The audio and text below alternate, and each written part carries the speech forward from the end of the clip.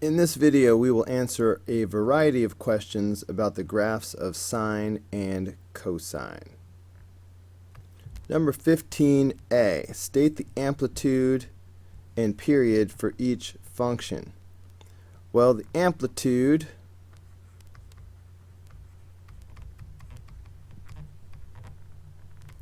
is going to be 2/5. Alright, it's just this number here in the front, not including the negative sign. Now, as far as the period, we know that the period is 2 pi divided by the b value. And this is the b value right there, that 9. So that's why the period is just going to be 2 pi over 9.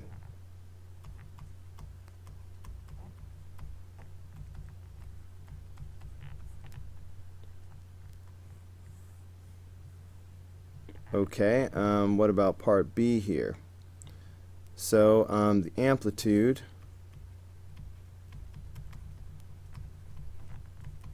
is 2/3, and the period is 2 pi over the b value. Now the b value is this 3/7. So it'll be convenient for me to think of this as 2 pi divided by b.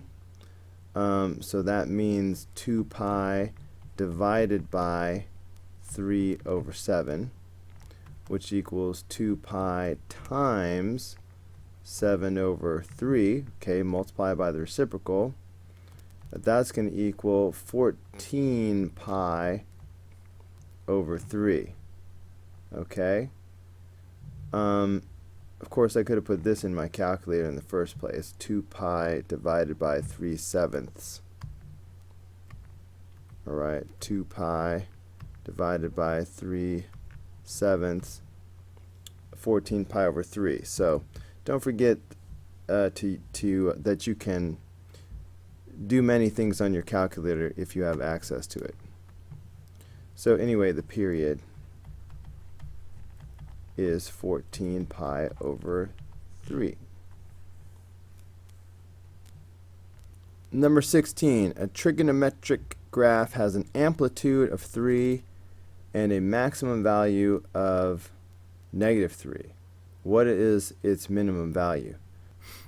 Alright, well, let's say this is the midline right here. Alright, it's not the x-axis, it's the midline. If the amplitude is 3, then that means that this trig function is going to go up 3 and down 3 from here. Alright, so that means it's going up 3 and down 3. Okay, that means that's a total of 6. Alright, if you can understand that. Alright, from top to bottom, we have a total distance of 6. So if the maximum, what did they tell us? Alright, if the maximum value is -3. So if this is actually at a height of -3, where should I put it? If this height, you know, like say if the y-axis were like right here somewhere. Let me use a different color.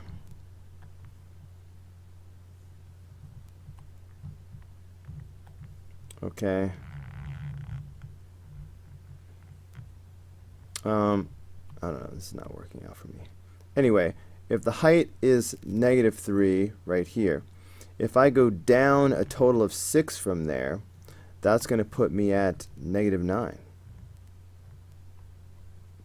Okay, it's -3, down 6 is going to be -9. So the minimum value is -9. Alright, for number 17, we're supposed to graph plain vanilla y equals sine x.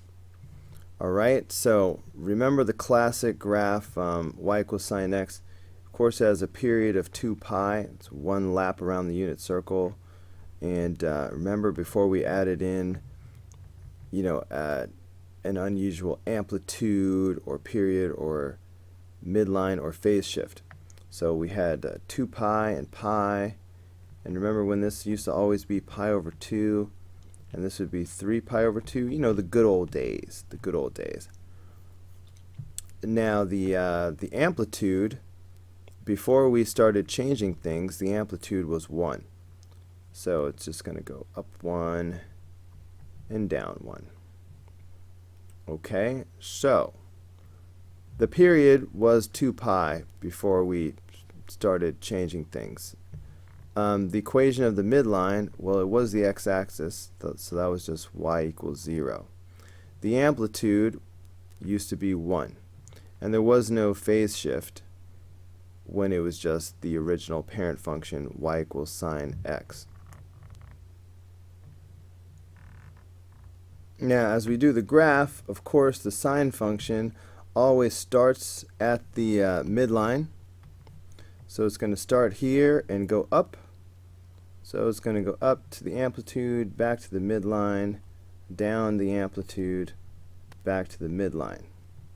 So here's one period of sine x. Okay. But let's extend this until I run out of space. So I could go further, okay, back up to the amplitude, back to the midline. Alright, I could put some extra on here, and I could extend this in the other direction too. Down below the midline, back to the midline. Okay, so we have more now. And let me put some extra on the graph here too. So this is pi, so over here would be 3 pi. Okay, and what else you got? This is pi over 2, 2 pi over 2, 3 pi over 2, 4 pi over 2, 5 pi over 2. Okay, just for fun. Anyway, and this over here would be negative pi. I might need some of those values to answer other questions. So let's talk about the properties of this parent function y equals sine x. Well, we already said the period up here, but I'm going to say it again. Alright, the period was 2 pi. Now let's talk about the domain. Well, you see that this pattern would continue on to the left forever, and it would continue on to the right forever. So the domain is negative infinity to positive infinity. Okay, now the range. The range is how far a function goes in the y direction from bottom to top. So the y values of this function go from a low of negative 1 up to a high of positive 1, including negative 1 and positive 1. It reaches negative 1 and it reaches positive 1. So that's why I'm going to use a square bracket to include the negative 1 and the positive 1. What about the x-intercepts? Well, let's see. The x-intercepts of the sine function are, let's see, 0 and pi and 2 pi and 3 pi. So these are all multiples of pi. 0 pi, 1 pi, 2 pi, 3 pi, even negative 1 pi.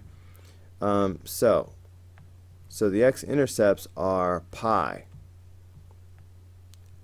n. Alright, they're giving us a hint there. So to hit them all, we're going to have to say pi n, where n is an integer. Okay. The y-intercept is 0, 0, where it touches the y-axis. Alright, let's talk about minimum values. The minimum values are y equals negative 1. Okay, right, that's the lowest value that it reaches. Whoa, no, this says maximum right now. Sorry, erase that negative sign. The maximum values are at 1. And they occur when x equals what? Okay, well, so my maximum values, for example, are here, and here.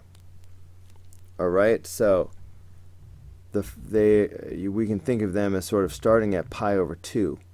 And then it's a complete period before it shows up again. So it's pi over 2 plus an entire 2 pi before we get back to this again. And of course, if I kept going, another 2 pi and another 2 pi. So, but it all starts at pi over 2 for the maximum value. So look at it that way.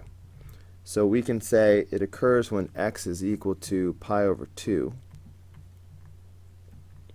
Okay, and then plus 2 pi n. Alright, because like I said, it takes an entire period, an entire 2 pi, before it gets back to the maximum again. So 2 pi n to capture all the repetition, where n is an integer. Alright, similarly, minimum values are going to be at the -1. So where's that happening? Okay, let's highlight. So -1 is like, it's going to be here and here. Okay, so 3 pi over 2. That's where the sine function is at its minimum.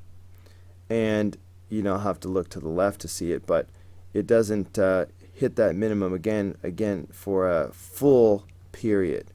If I went a full 2 pi to the right, it would hit that minimum again, but it's off screen. But you can see going to the left that it doesn't happen, pi later or anything. It happens a full 2 pi later. So start with this 3 pi over 2 and go from there. So minimum value of -1 occurs at 3 pi over 2 plus 2 pi n, where n is an integer. Alright, integers can be negative. So if n is -1, then that's 3 pi over 2 minus 2 pi. And for example, that's what gives us 3 pi over 2 minus 2 pi is this. Okay, so that is it for problem number 17. Alright, a little analysis of our good old parent function y equals sine x. Alright, last but not least, number 18, a word problem.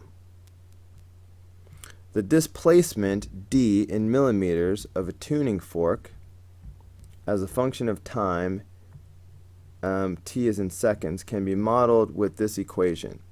What is the maximum displacement? By the way, displacement just means motion, like movement. So if I have something here and then half a second later it's here, then the displacement is the distance that it moved.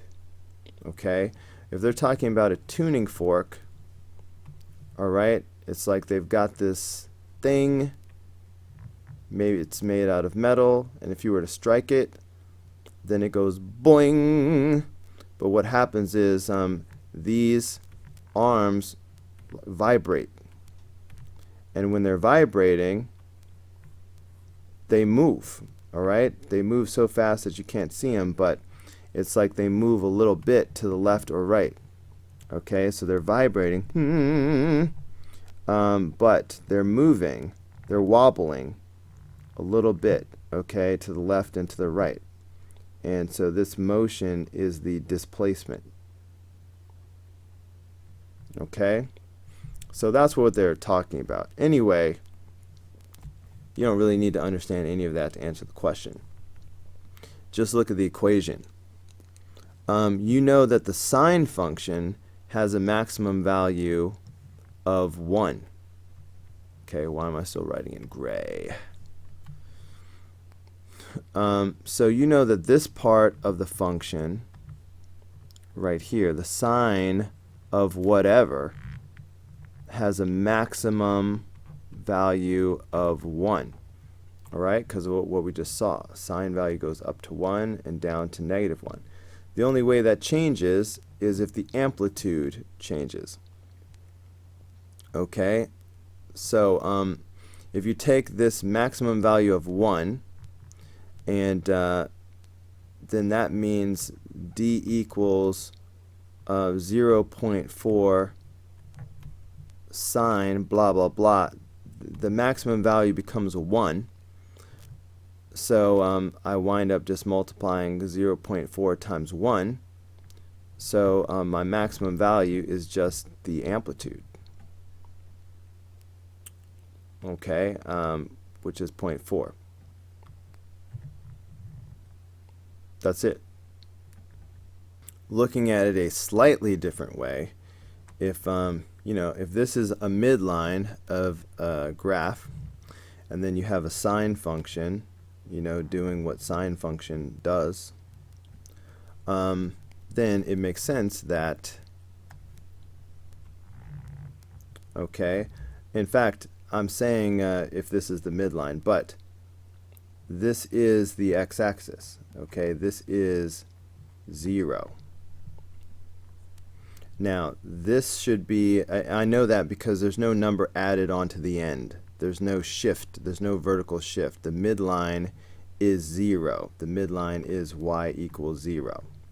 So if the midline is the x-axis, then the amplitude is how far it goes up and how far it goes down. Okay, so it makes sense that if the amplitude is 0.4, then it should be 0.4 up and 0.4 down.